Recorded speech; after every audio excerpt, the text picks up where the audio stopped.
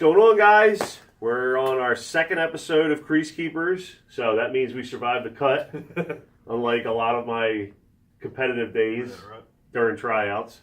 Apparently things went over really well. Beer League Talk wants us to do another one. We got a really good response from our little 4-minute clip, and now you guys can go onto the YouTube channel and watch the entire 30-minute episode, which is apparently more than what Nick asked for, because he said he only wanted little clips. Overachievers. Again, I'm Brian, BLT Goalie Brian on Twitter. This is Fred, BLT Goalie Jesus. Can't imagine why they would call you that. No idea. So, jumping right into things. So, my first topic is one I didn't get to bring up last time, and I kind of wanted to bring it up because we both have dealt with a couple losses, in the last couple weeks, and as a goalie, what triggers you to jump back into things and kind of reset your brain? And how do you get over dealing with a loss, especially like maybe an overtime one? Yeah.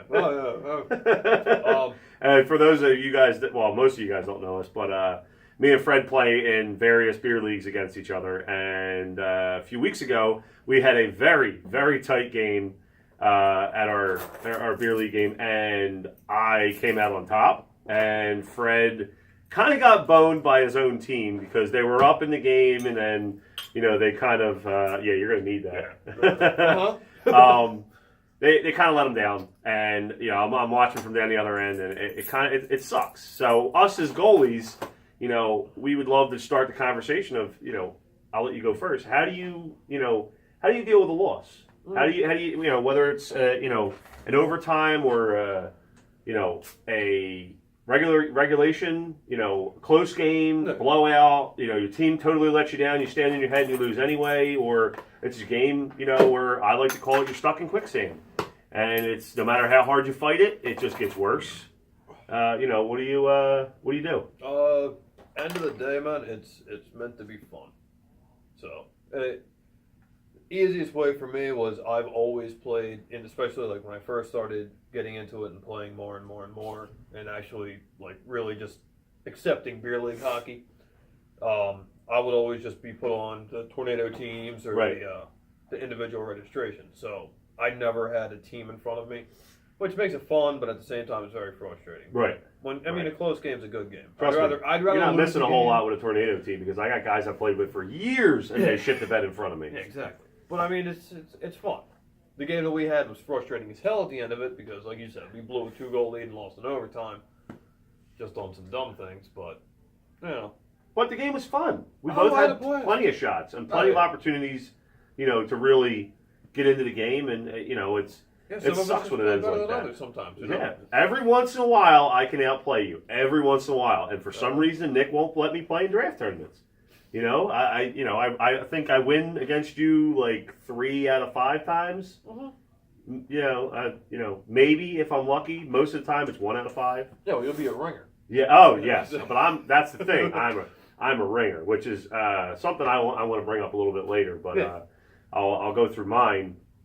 I have coming from a competitive background and playing certain higher level. I have a hard time with loss, and I have a hard time with loss when it happens because guys don't play a basic game of hockey. Or they get lazy. Yeah, they don't back check, they don't cover the man in the slot, they make dumb decisions, they make rookie mistakes.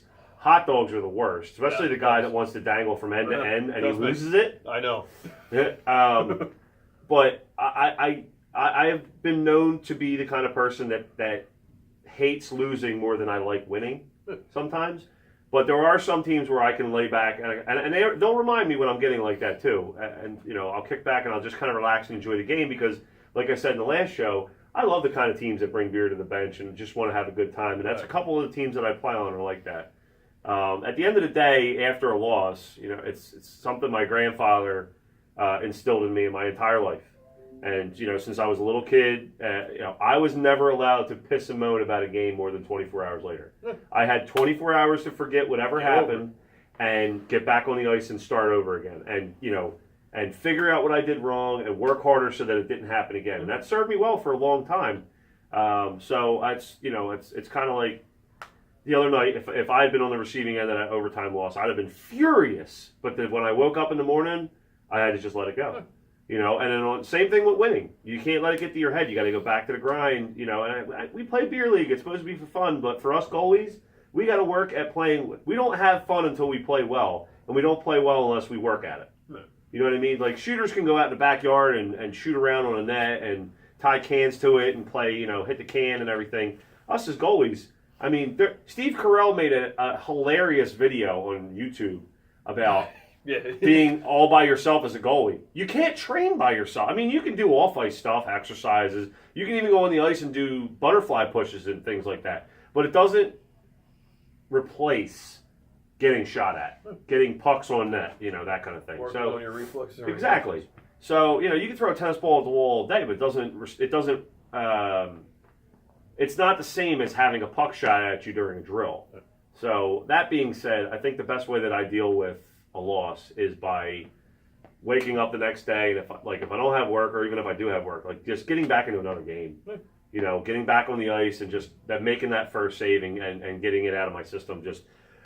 Now, would you rather lose by like tight game, lose by 1, or would you rather just get shelled and blown out of the water?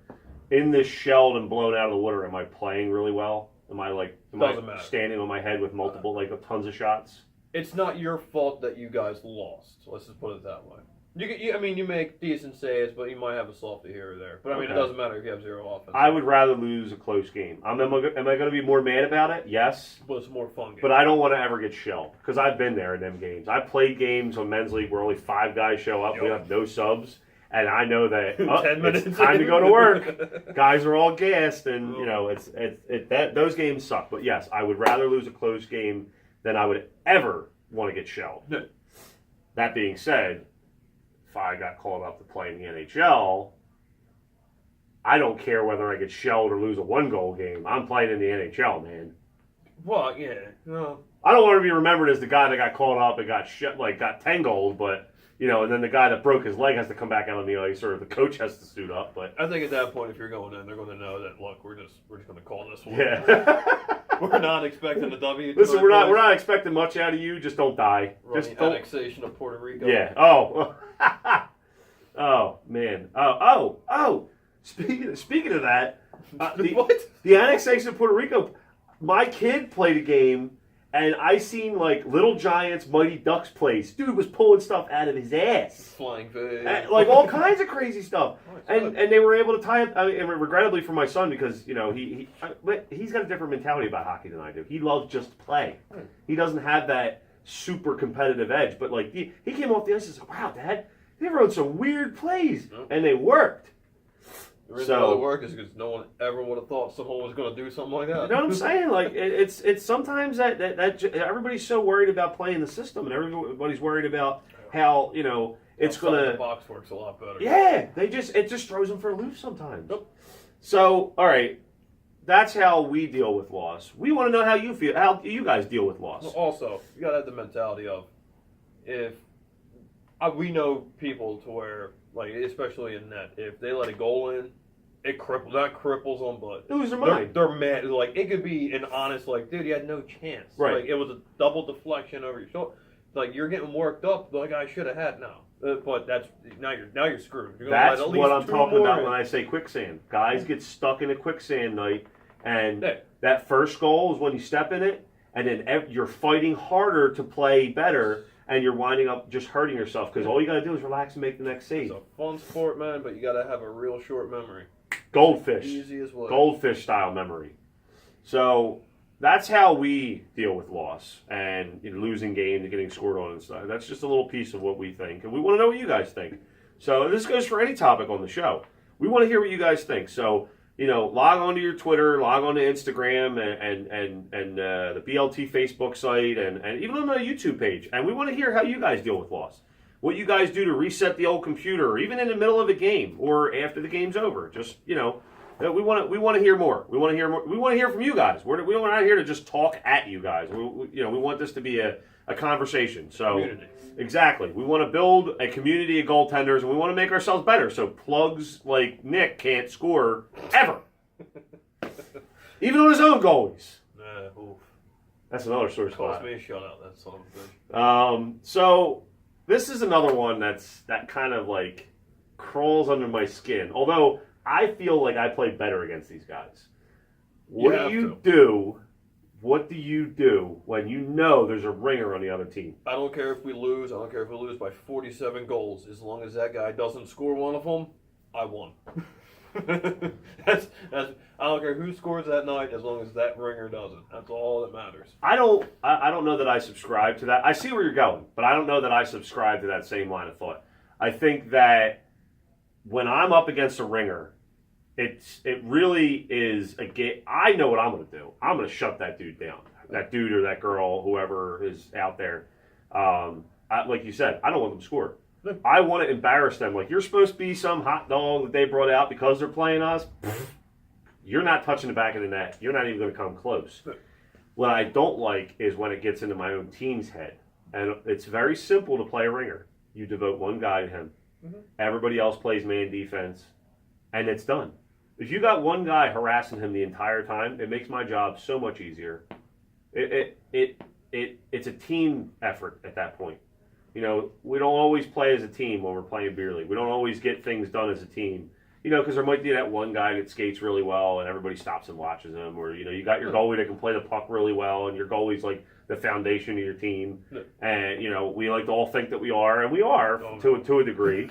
But, you know, when that person does what they're doing and gets to work on the ice, everybody kind of stops and watches. So what I do is when I found out there's a ringer on the team, or, you know, down the other end of the ice, I tell my guys, yo, one guy on him at all times. If we can divert a second guy, if he's that good, fine. There better not be anybody open in the slot, and he better not get a puck to anybody. We better be stripping him of the puck and harassing him at every single point. I want him to get so frustrated he starts taking penalties. But also on the same side, too. I mean, from what I've seen, there's really, like here in skate zone and stuff, there's really not too many ringers that show up. Like, with those two, those two leagues. A lot of the leagues around here do a very good job. I know there's a couple floaters that play in 6th division somehow. Yeah. But, no, I mean, it's we're lucky that a lot of the leagues around here, and even the guys that play in the leagues, they police themselves. You know, there's guys that will only play in a higher league because they don't want to play down, and it's because it's not fun for them and it's not fair. And, you know, some of that is older guys bitching, like, you know, what are you doing here, blah, blah, blah. But, you know, the leagues around here, at least the couple that we play in together, are pretty damn good at, you know, regulating who plays where. Or the would-be ringers, for the most part, they'll sandbag.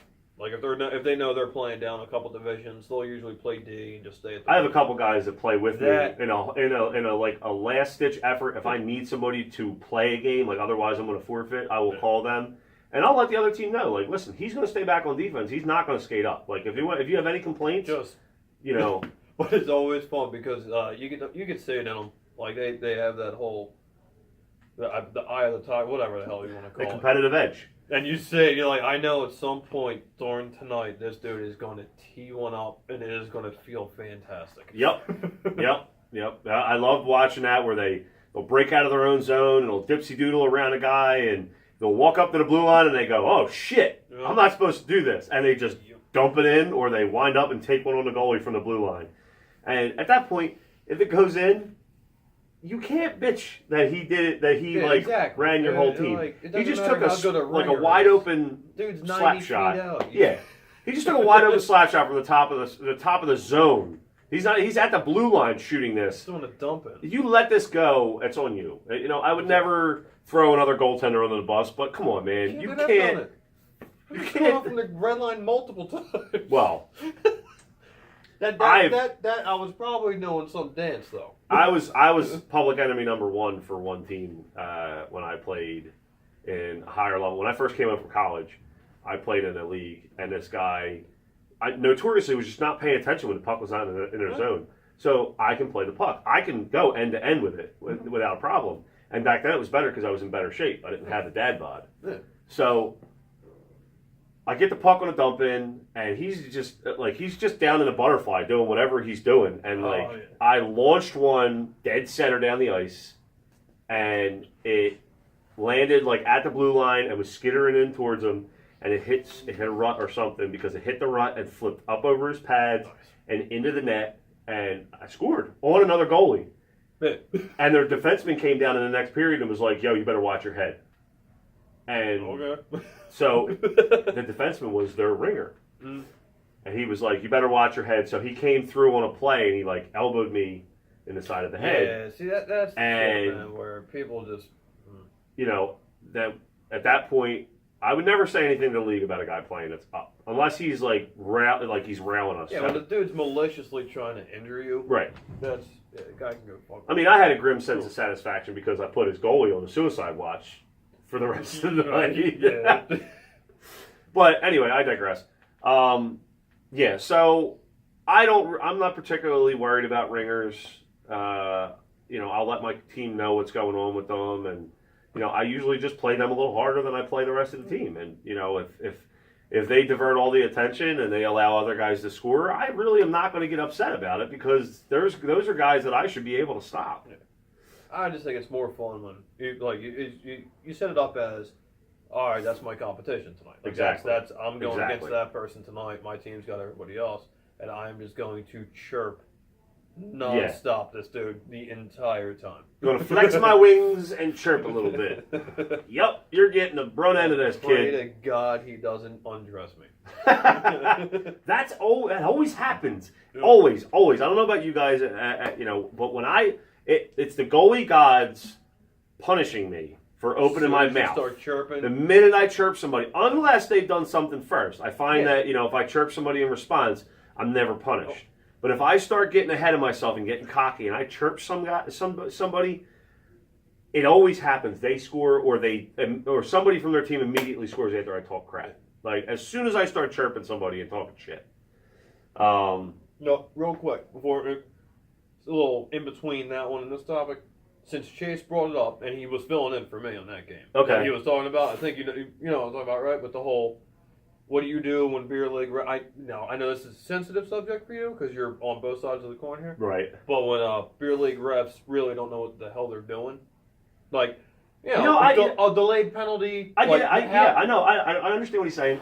All right, you go ahead first, and like your opinion on this. My whole thing is one of our buddies covered for me on Monday. I couldn't make it to my game. My kid was sick. So he had a problem with the officiating where there was a penalty being called or an arm up, and it was on the opposite side of the ice.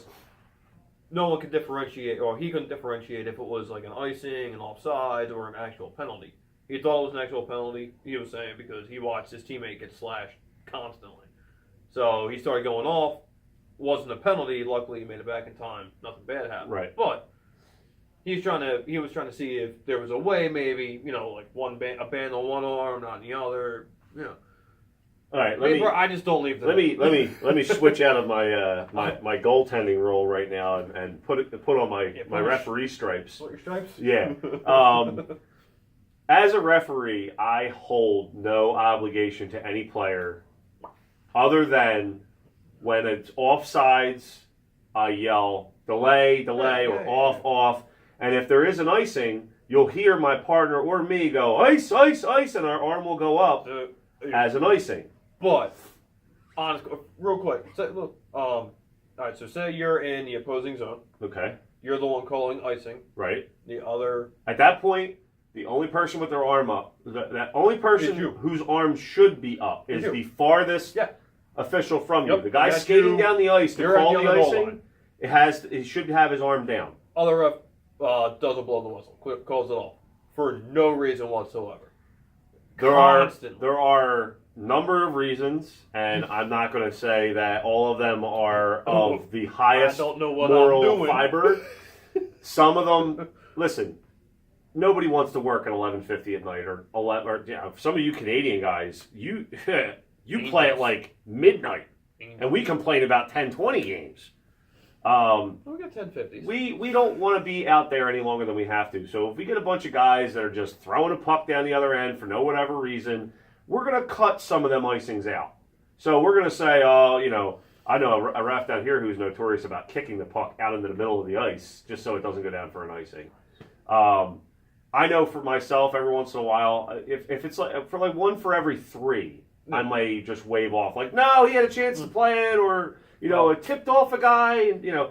But to answer your question, as a referee, you should look at the guy skating at you. The guy that's closest to you will let you know whether or not it's a delayed penalty or it's an icing. If he's skating and the guy at the other end of his ice has his arm up, it's an icing. If he's skating and the play's still going on and the puck starts to trickle away, they really should blow it dead anyway because it's a delayed penalty. So the long and short answer of it is pay attention during the game. You can't expect us to hold your hand 100% of the time in the game and let you know what's going on. You really need to have eyes on what's going on in the game. That being said, mistakes happen. How many times have we seen NHL guys get caught up because they thought it was, Marty Brodeur has done it.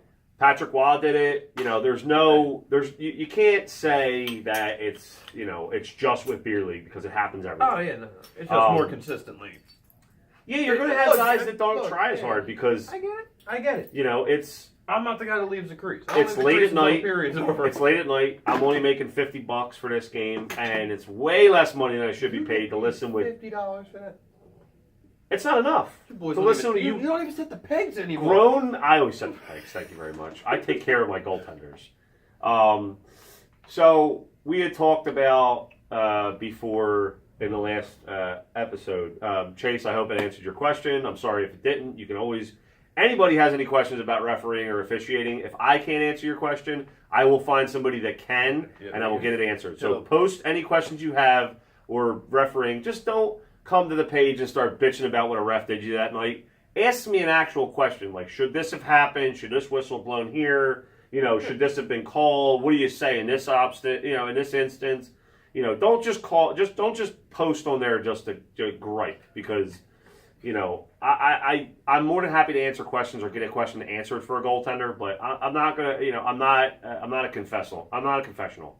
Neither of us want to do this just to listen to, the complaining because we've been there. We know it happens. We want to complain about it, but we want to talk about these things. We want to hear, I come from a long line of complainers. All right, there's nothing wrong with a good complaint every now and then. Yeah, every now and then, but I think we're pretty capable of doing it on our own. But if you're doing it online, it means the game's already over and nothing's going to come of it. Right, anymore. Exactly. So if you have any questions and you guys watch this later on, feel free.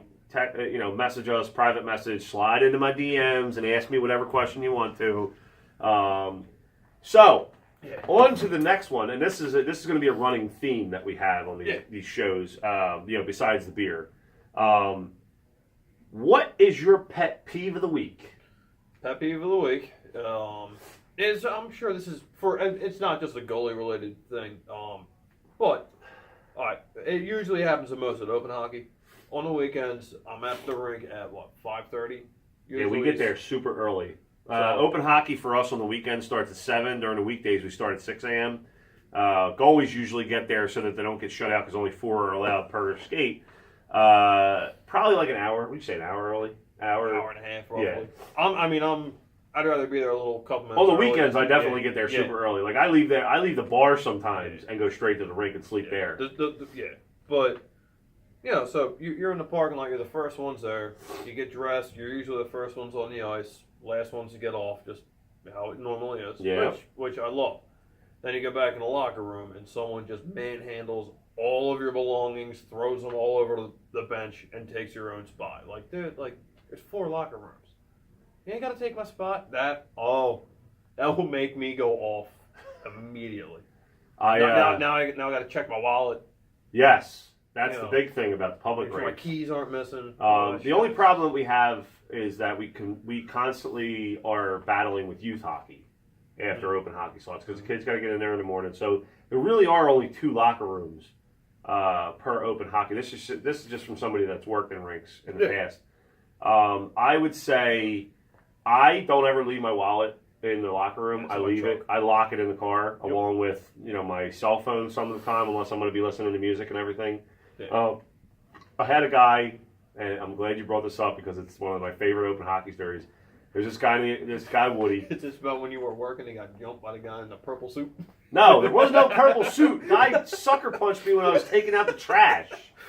He was trying to get into the rink, and for whatever reason, steel copper or whatever, and I opened the door and I surprised him, and he just sucker punched me, and it took off. And that turned into and snowballed through the grapevine into some guy in a velour purple suit punched me and beat me up out back in the skate zone one night. So whatever, Derek and Jamie and all you guys, these are all jerks. Not that they're ever going to see this because none of them are goalies. But so this guy would always come in and he would take up the very back middle bench and he would push people's stuff aside and just be all around rude. So one day I went out for warm-ups and then he went out and then I came back in and I wrapped his clothes, jacket, and everything in 3 rolls of white tape, and I even made a little handle to hang it up on the hook, and then I took his keys and his wallet, and I wrapped them up too, and I stuck it to the side, and I put a whole other roll of tape around it, and I'll post a picture up on Twitter. It looked like one giant white cocoon. It was amazing. Who was Guys, that you did it to? That was Woody. I did Woody. that too. Ask Joe and all the old timers about that. They'll tell you. It was a great, and it sat there. He did, yeah. So, my pet peeve, if you've been playing with a goalie for a while, and you know his pet peeves, and you know his likes and and you know his dislikes and everything, don't egg your goalie on. If your goalie's superstitious and doesn't like you scoring on the last shot of warm-ups, or he doesn't like you saying the S word during games, I can't stand that, and my guys do it all the time. What game? I had a game. It was I forget who the hell we were playing. It might have been you guys. I don't think it was though. My team told me that the ref screwed you over. You were like, oh man, goalie keeps this up, he's gonna have a shutout. But like 3 minutes left, no more than 30 seconds later. I got a little upset last week because I got a little triggered about warming up the goalies, and I'm like this close to going to fuck off right now because. How do you live with yourselves? Oh, You know, saying that word before the game starts or is over is the biggest trigger for any goaltender to ever wear the pads. Nobody walks into a locker room and says, hey, say shutout so I can lose it or not put up a goose egg. Do you want to fuck with us? Is that really what you guys like to do? I know I think it's funny when we guys go off like this or when we lose our friggin' minds. I know it's funny for you guys. It's not funny. It's not fun for us. We get shot at so that you guys can have fun running up and down the ice trying to put the puck in the net. But no, you guys have to take and suck the fun out of it because you think it's good for a laugh. Don't say the shutout word. What the fuck is wrong with you guys? Come on, man. That's my freak out for the night. Okay, yeah, I think your freak out's a little better than mine. All right. Just don't say it. Just love your goaltender. Respect your goaltender. To God, the Warriors just every time now. That's just they already do it. They already do it. I almost dove over to the bench and beat up somebody on my own team because in between periods he goes, "Man, you got a shutout going." I looked at him and I gave him the death stare. And in the next period against you guys, they scored a goal and he's sitting on the bench and he kind of goes, "My bad, Santora." And like 3 of them had to like push me over to the crease because I was going to jump over and beat the shit out of them. Come on, man. It's not that hard. Keep your mouth shut. You want to say that word between periods to the other guys that go, "Man, yo, this keeps up. Santora's going to have a shutout." Or Fred's going to have a shutout. No. That's fantastic. No. I don't want to hear it. I don't want to hear that word. Also, all right? If you want a shutout, you don't want Nick on your team. No, because he scores on his own goaltenders. Well, I mean, I will never know because I can't let you have this. I'm never going to know because Nick won't let me play in a tournament. He's afraid of me. He purposely played the political game and had me kicked out of the Atlantic City tournament. You can take my spot at AC this year. I don't want to take your spot. That's the whole point. That's the problem. Now I got to get out and babysit Ryan by myself. Or go to Chicago. You must think I have nothing to do. You had asked me to go to all these different draft tournaments. I would love to go to these draft tournaments. Either or, man. Either or. Maybe Chicago. You hear that, Nick? I may come to Chicago. I won't wreck a truck. I won't be too good to play. You know, I'll make sure I put on 40 pounds. Just please let me play in a draft tournament before I die. The alcoholic is begging you. Oh. What? What? Not me. Oh. So, all right. On to the Olympics. Go ahead. I cannot tell you how impressed I am with the women's division. Dude, I saw that one video. I haven't really watched any. But I've been busy working, or I just completely forgot. I got you. Listen, they're on early. They're on like 7 o'clock in the morning. It's usually when you're starting work. No, I'm at work at 6, so I'm there. You're already into your day. But that one I saw. I think it was Women's USA. Did the ref just getting laid out by one of the players today?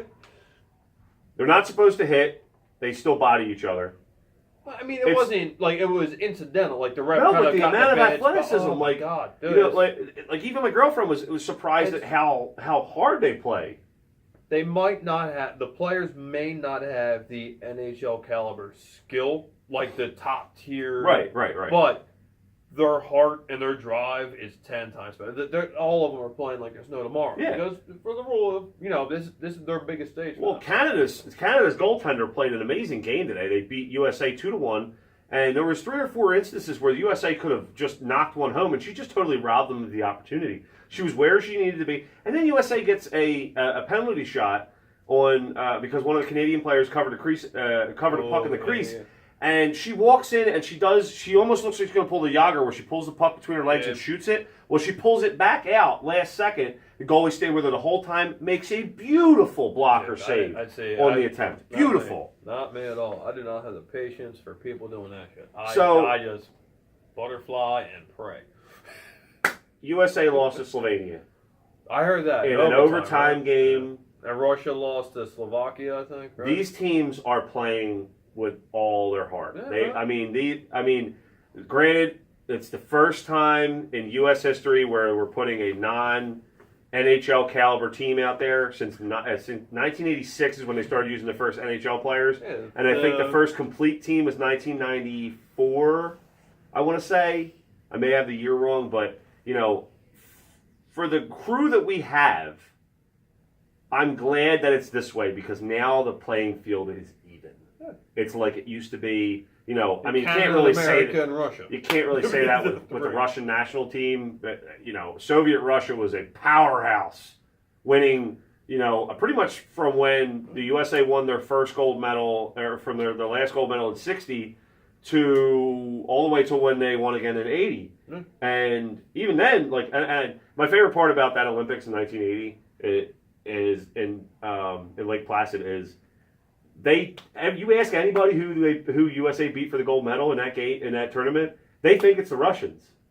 They beat the Russians just to make it into to make the medal round, and then they played the Finns, or it's either the Finns or Finns. But the Russians are the main story of that because they're right. Nobody had beaten the Russians. Big red machine, man. Right. They beat the NHLers not long before the Olympics happened, and then Herb Brooks had them play them right before the Olympics, and they got smushed. Changed it around, changed the play style, made them play European style, and now 30-some years later, you have it in a league where if you hit somebody, you're going to get suspended.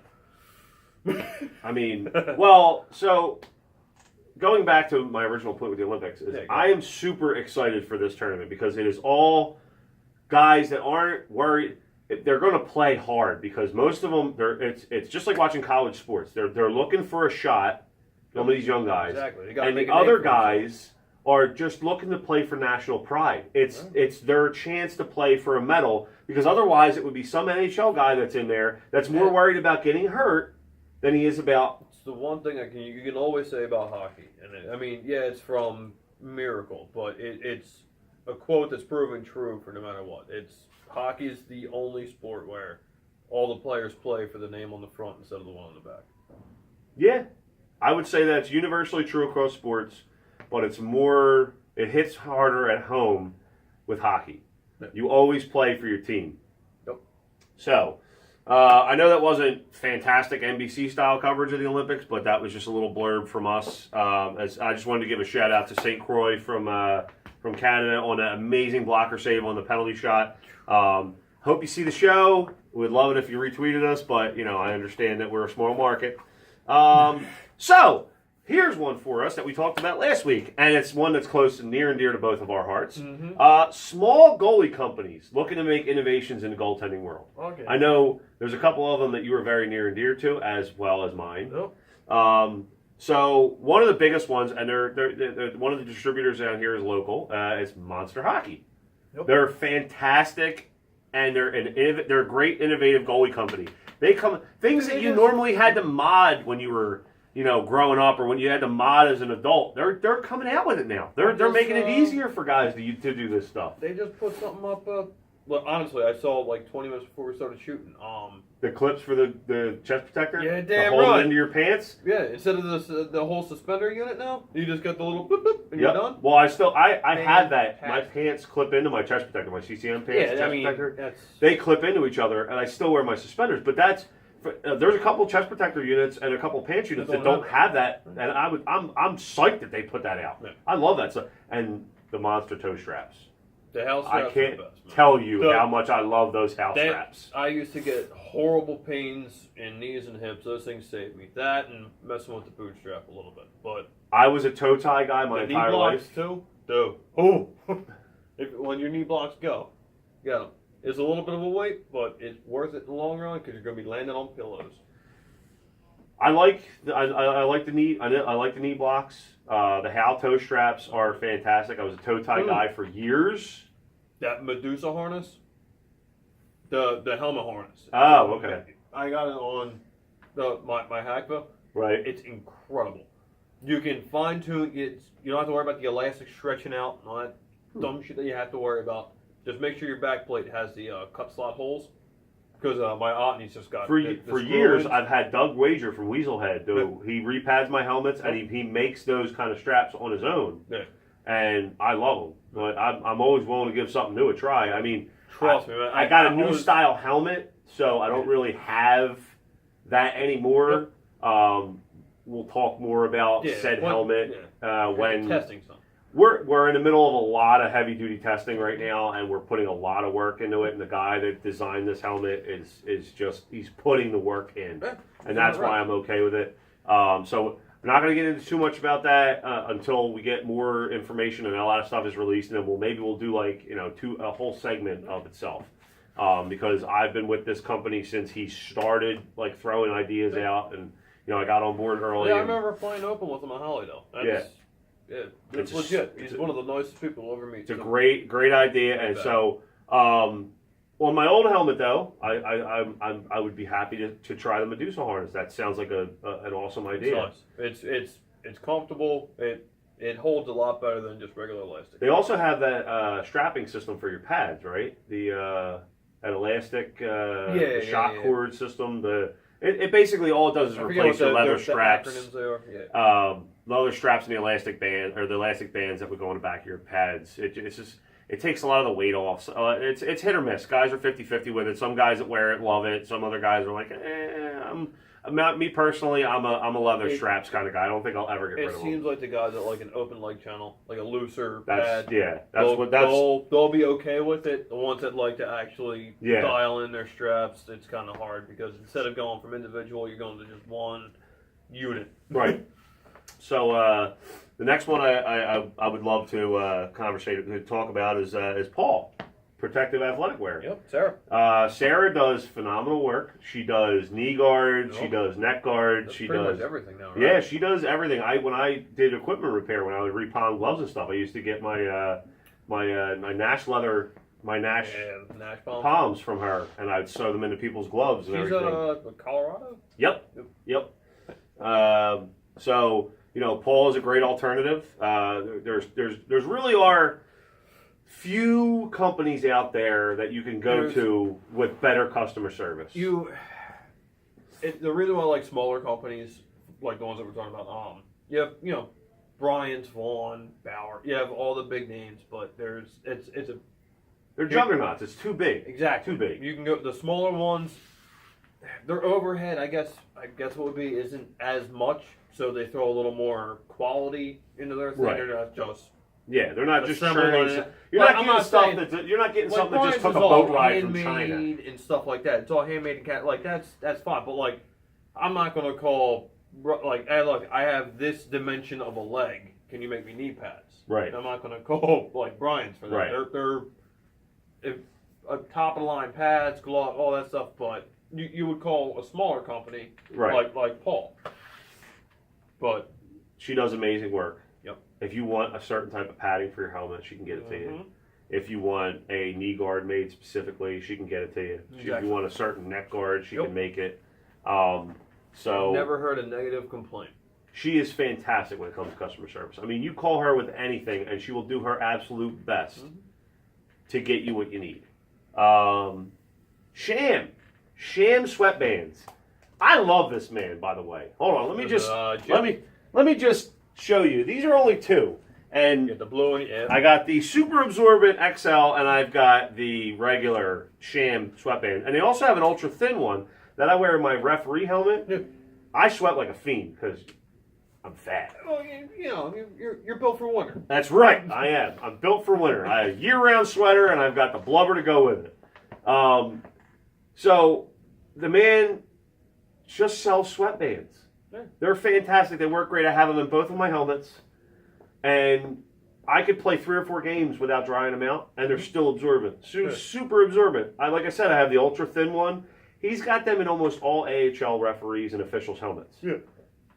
Fantastic product. There are some out there. I think Monster does a super cool sweatband. Yes. Comparable. I haven't used it, but I mean, I've heard nothing but good things. But for me, the end-all, be-all of sweatbands in a helmet is Sham. Go with Sham. You will not be disappointed. You won't have to worry about sweat running in your eyes or having to wring out your sweat guard in between periods, like I do have with some, some of the like the AR, just the almost like the towel, the bath towel materials, Yep. Things like that. Like I can't wear A. Like I used to love A&R because it was cheap and everything, but now, you know what I mean. There's so many better companies. I mean, nothing against A&R. They're good in a pinch and they're great discount name, hockey small stuff. Yeah, exactly. It's big name, small name. less overhead, better quality. Exactly. Shoot it all over. Exactly. Okay. So the next one is one that's pretty close to your heart, and I know that there are some mixed feelings about some things with this company, yeah. but I can tell you right now that while I don't necessarily have an opinion on all aspects, and I don't have all the scientific data to back up any kind of opinion about what they put in helmets, because from my understanding, if I went by the consensus of everybody that posts on GGSU and other goalie websites, it is phenomenal padding for the helmet. Yeah. I'm always a skeptic, no matter what it is, until I've worn something and I don't like it, or I've seen scientific data that proves otherwise. So we'll just go with, they make good stuff for helmets. People think it's comfortable. People like it across the board. Nobody has really any negative complaints. But we're here to just talk about their neck and knee guards. Yeah, Maltese. Yeah. Their neck guards and their knee guards, man. They're bomb-proof. Yeah, I would say their knee guards are the best in the business, and I've heard they're nothing but low profile. You're wearing something that's less than a half-inch thick. Right. That's it. You don't even know they're there, and I've taken direct slap shots from 5 feet away, right off of the knee. Yeah, they have. You feel it hit. Yeah, I've had it to where you feel the impact. You're like, oh, that's gonna hurt. Like, oh, all right, never mind, I'm good. And then, but their collarbone and neck protection, you're not going to beat it. They're at the point now to where they're NHL level. Yeah, I was going to say, Darling wears them. Scott Darling posted something about him. Like he loves his neck guard. For me, especially, I like it the most because it's a small company, it's hockey oriented, and the actual owner's from the town that I grew up in. Okay. So Gotcha. he's 25 minutes from here. Oh, okay. I played at the rink that he played at. That kind of thing, and then Maltese is. I know you. There's questions on some things, but in other areas, not as. I've spoken to one of the co-owners, and he's told me that they're right up there with normal padding companies and everything, and then, but that's not why we brought it up. We brought it up on the sheer fact of their knee pads or neck guards, and it's a small hockey company. that they deserve recognition and credit. They've innovated something in the world of goaltending, and it's from my understanding, there's not a single complaint across the board for their neck guards or their knee guards. Nope. So I guess the last one we'll go to is goalieparts.com. After that, I got one more, okay, which isn't really too small anymore. Goalieparts.com. You guys can find whatever cage you want for any helmet you want. They got it. I mean, I've seen on some of the websites. Yeah, some guys come up with helmets I haven't heard of since I was like 10 years old, and I'm 32, and they're like, "Yeah, we got you. Don't worry about it. We got it."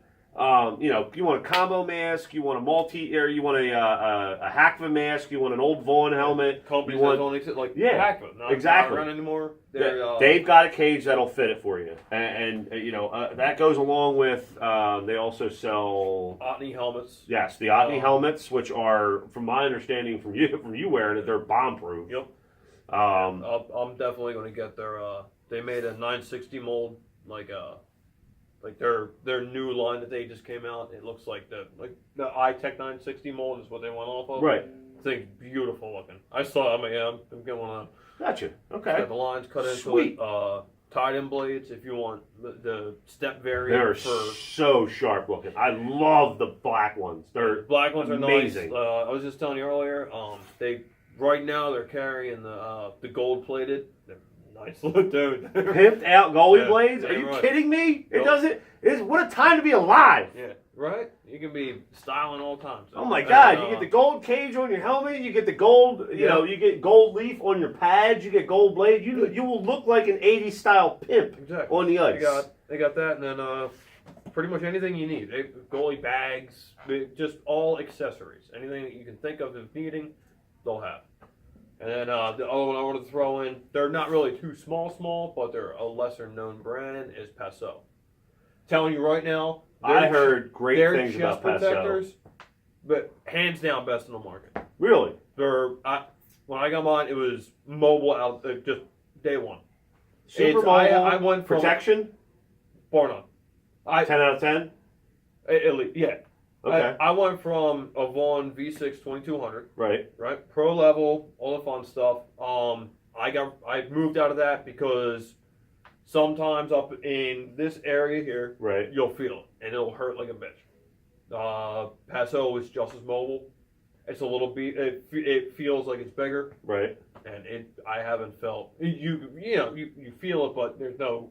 You just know it hit you. Right. There's nothing. The thing's incredible. It's a tank. I've heard really good things, and people, they're all of their equipment is just top of the line, well made. You get some of these custom equipment, goaltending equipment builders out there.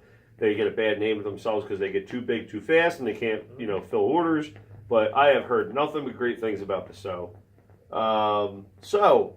That is that's pretty much it for the innovative goaltending companies. If you guys know of any, please feel free to let us know. We're always in the market to check stuff out. I'm sure there's ones that we know that we just if you are a small market goaltending company, send us a message. Let us know. We are always down to check stuff out.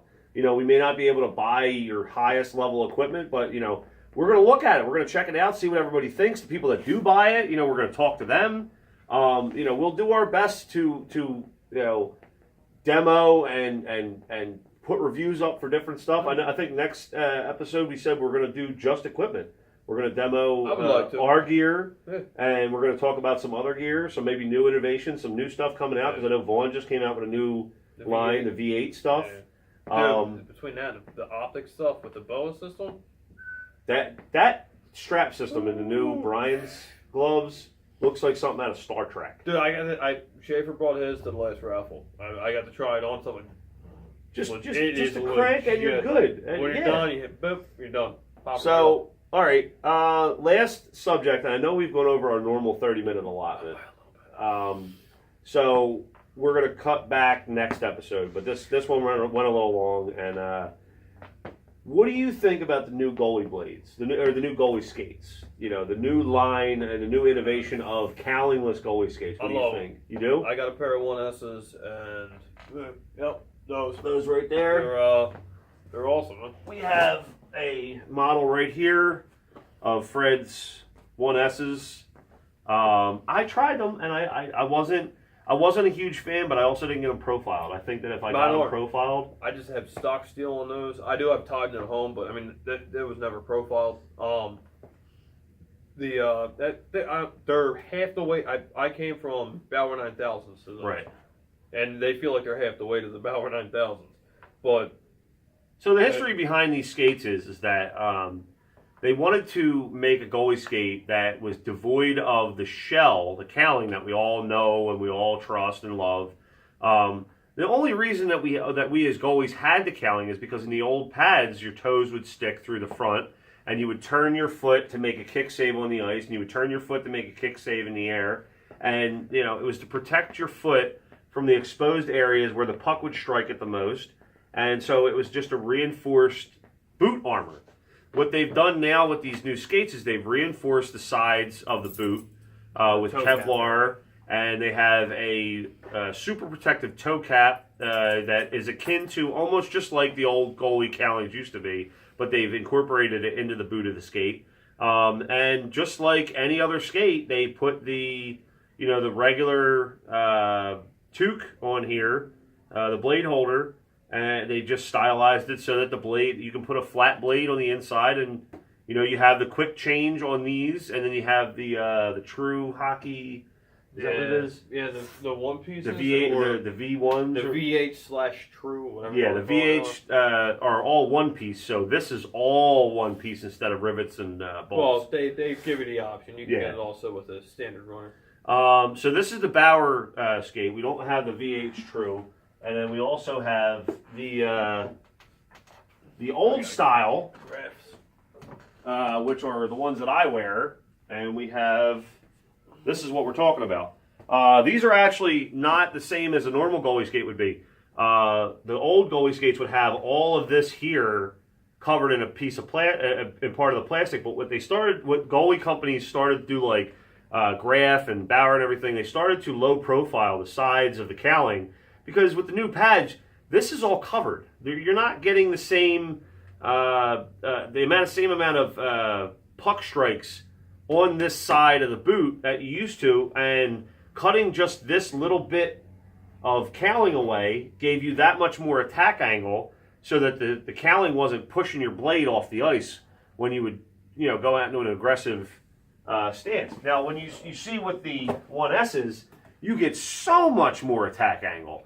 And you can see that by just me holding the skate like this.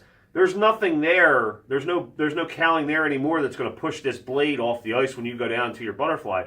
So you can get way wider in your stance. Single-handedly helped me with my butterfly a lot better. You've got a wide butterfly to begin with. Well, my slides alone. Just my moving, you're not blowing tires when you're pushing. I move so much faster now with those compared to cowlings, and I know because I had Grafs, I had Bowers. I would always. Not consistently, but I know at least once or twice in the game I'm going to have a blowout. I'm going to miss. I'm going to have a kick out. And it almost hinders your movement. It almost hinders your ability to slide side to side, because your body starts to put your feet at a higher angle so that you are on the ice at all times. You're not blowing that tire.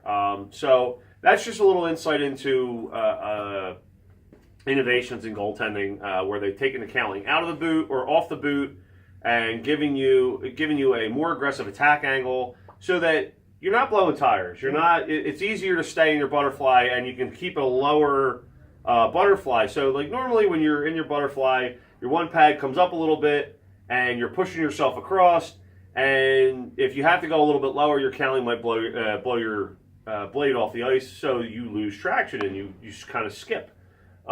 With the new skates, you're able to keep your pads lower to the ice while still maintaining that butterfly slide. Just some of the innovations that we've had in the last year or two. Fantastic. I had them, didn't really care for them because I didn't get them profiled, but may try it again, see how it is. We're gonna have more of this stuff for you guys. We're gonna have more nights where we talk about glove breaks and innovations in blocker technology. That really hasn't changed. It's kind of like the wheel. Blockers are blockers, but we'll have a little bit of an evolution from the earliest waffle boards all the way to the blockers that we have today. We'll go over some pad technology, how chest protectors have evolved, even pants. Goalie pants have evolved.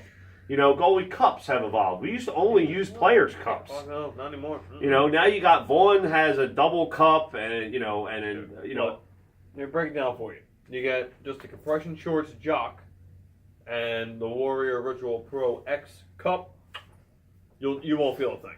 Exactly. So this is the kind of thing that we're going to start getting into, along with some mental trainings, the mental side of goaltending. We talked a little bit about dealing with losses. That's going to be the emotional side of it. And, I'm quoting Washington's goalie coach. There's 3 sides of goaltending. There's the physical, there's the emotional, and there's the mental. Mm-hmm. We're going to get into all that stuff. Yeah, Mitch Korn.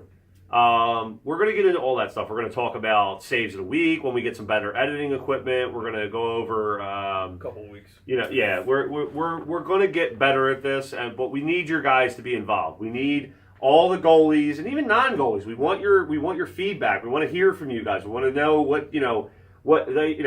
we're going to do some funny stuff in the show, and I may go off on a rant every once in a while like I did earlier, but this is all about us goalies. This is all about helping goalies out. This is all about getting goalies to be better in the net. This is giving you guys insight that you normally wouldn't get. We're going to have guests. Some may be pros, some may be not pros. We might have goalie coaches. We might have, popular figures in the goaltending community. We're going to have, it's going to get better. We went a little bit long this week. We're more than 30 minutes. We try and keep it to a half an hour, but we can't be. We'll do a half hour 45. Yeah, half hour 45 minutes is probably where it's going to top out at. Unless we have a guest on, then we might go to an hour, but we don't want to try and rival Nick and the girls. We just want to complement the game, the Beer League Talk brand. So it's a dark zone for them. They really don't understand the side of it. Right. I mean, it's the same sport, but it's completely different. Like we said, goaltending has been around since the dawn of hockey, and it's going to be there until the game doesn't exist anymore. And this is our offering to the world of beer league hockey. We're going to give you guys insight into the wacky dude at the other end, and we'll do the best we can. But that's all we have for now, and we'll see you guys next week. Yep. Cheers. Cheers.